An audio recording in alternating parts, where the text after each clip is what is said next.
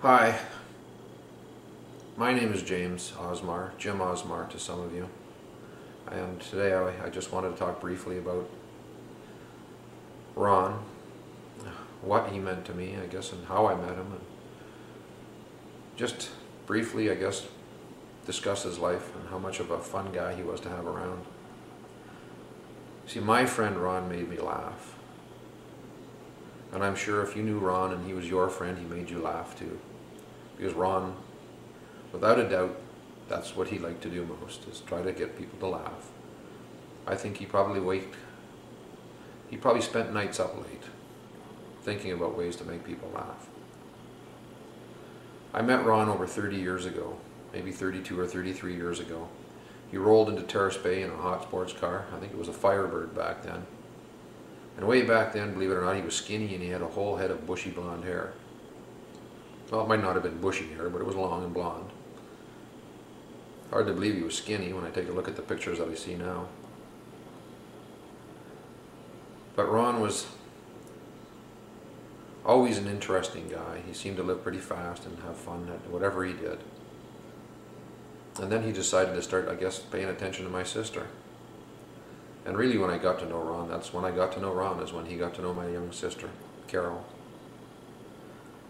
I woke up one morning and I walked to my front window. It was after a party over at the mill president's house. I guess there was about 100 people in the backyard. And I hadn't even noticed Ron there that night, to tell you the truth.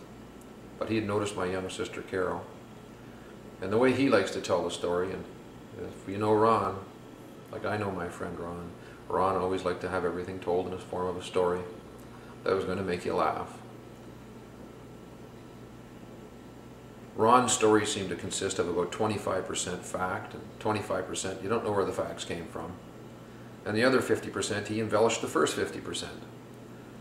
And I think he did that to entertain us all, because his stories were always entertaining and they were always a little different, a little better than the last time he told the story. I could listen to stories by Ron for hours. I heard his stories over and over again, and I think I laughed harder the next time than I did the time before that. But when he met my young sister, I guess he was concerned that there was some other young guy that was chasing her around. And when I woke up in the morning, I looked out the window, and over on the neighbor's lawn there was a guy curled up in a sleeping bag with his dog beside him, sleeping just as sound as he was. So I called my mom and dad over to the window, and we looked out. I said, "There, Mom, there's the young guy who's been chasing your baby daughter around." And they just smiled. And then we got to know Ron better and better. And how could you not smile about Ron? Because Ron was cut from his own piece of cloth. And that was a good thing. That was really a good thing. Ron did things his own way. He was always very interesting. He always had a wonderful side to him, a story to tell, a beer to hoist. Well, I was a little bit unsettled when he left town and he took my 16-year-old sister with him. But that was life. And over the years I got to spend time, probably months, with Ron because of the family connection. And I look forward to getting together with Ron every time. Every time I got together with him, because I knew he would make me laugh. He'd always have a story to tell. Most of them involved Carol, or many of them involved Carol. Usually it was some guy was paying too much attention to her and he had to fix that up. Once he had a black eye, just a bit of a shiner. And I asked him, I said, "Ron, where did you get that shiner?" He said, "Oh," he said, "we were out one night drinking beer and playing pool." He said, "There was some young buck there paying attention to Carol." He said, "I didn't like that." He was a good bugger, good looking bugger too, as Ron would use his words to explain things. He said, "So I told that guy," he says, "you better stay away from her." He says, "or you're going to run into a whole mess of bad luck real fast." I said, "What'd you do, Ron?" He said, "I slipped him a trip." He said, "But it was me that ended up running into the whole mess of bad luck real fast." I guess the guy was pretty tough. Give Ron a punch in the eye, and that was that. But Ron didn't mind. I guess he took it like a man and chuckled about it. Because that's the way he was. Ron was fun. Yeah, Ron liked to live pretty fast and easy. He told me stories about when he was young and he was a Can-Am racer. I think he was about 16 years old and he was going to go race all over America for motocross racing. Because he could race, he could ride. He was good at all forms of ride. Snowmobiles, motorcycles, his big trucks and equipment, of course. But he told me about one night he was at a party and he was about 16 years old and he jumped in the back of his motocross and he said they weren't supposed to. Those bikes were supposed to go right to the racetrack and not be rode around town. But Ron was pretty eager to get on that bike and he strapped up all his gear, his leathers, and he was off and he smacked into a telephone pole. At 16 years old, he told me that they laid a blanket over him for dead. And when the paramedics got there, they found him that he was still alive. You know, I didn't think this is the way Ron was going to go. I didn't think cancer would get Ron. I always thought it would be some form of a crash up or something because of the way he was. He busted his pelvis on the back of a horse once. He lived his life in 51 years, as my dad says. He packed in more life than most men do in a lifetime. My sister and their sons. We're lucky to have them in their lives for that many years.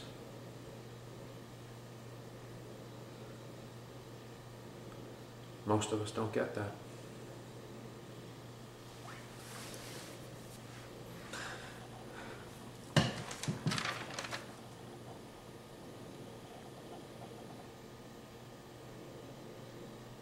Sorry, I thought I could do this.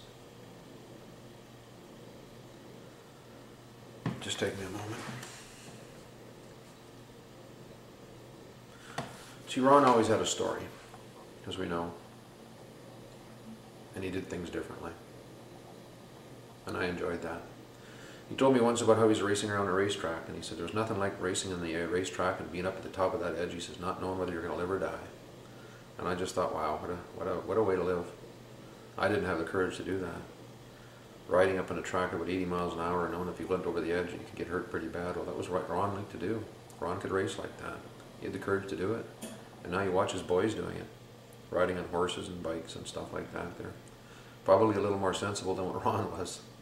Ron liked to do things pretty much fast.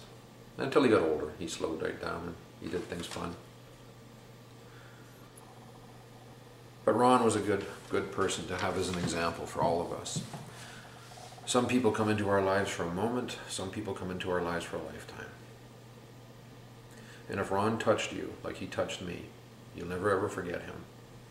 And when I watch these videos that are on Facebook and YouTube of Ron, I can't even come to the terms that he's gone yet. The last week that I saw Ron, we all got together at my parents' house in Terrace Bay. As we did for years and years, we've done that. We've all got together with all our kids and all of us that we could make it, we tried to do the best we could. And on this particular year, Ron couldn't make it. I guess he was supposed to work. So Carol drove all the way across Canada, with a dog in hand, dog in tow. She got to the house and we called Ron and we're bugging Ron that he should have been here. And Ron told us, well, his boss told him he didn't have to work for 4 or 5 days. So in true Ron fashion, he jumped in the back of that hog, rode all the way across Canada in about 2.5 days, 20-hour days he rode. And in perfect Ron form, I happened to be standing in the driveway. He turned off his bike, he took off his helmet, he looked up at me and he says, the longest he ever rode for a piece of tail. Ron just had that way of making me laugh. When I saw Ron coming, I would often start to laugh because I knew that it was only a matter of minutes, if not moments, before something came out of his mouth and made me laugh too. I know that when it's my turn to go to heaven, that when I get to those gates, from people who've gone there and come back, they say that you go to the gates and there's people that you know in your family and in your life that have been there and they're waiting for you. I've had 2 of my favorite people now pass. My grandma passed and she was one of the favorite people in my earthly life. And now Ron has passed and he's one of my favorite people on this planet. And I know when I'm going to get there, I'm going to have one person who I love dearly and another person who I loved and who made me laugh tremendously. And I'm sure he's going to tell me a story about how he had to punch somebody. One of the angels had to take it in the chops because they had paid too much attention to Carol down here on earth. Because that's what a lot of his stories involved. I'll miss you, Ron. I'll miss you.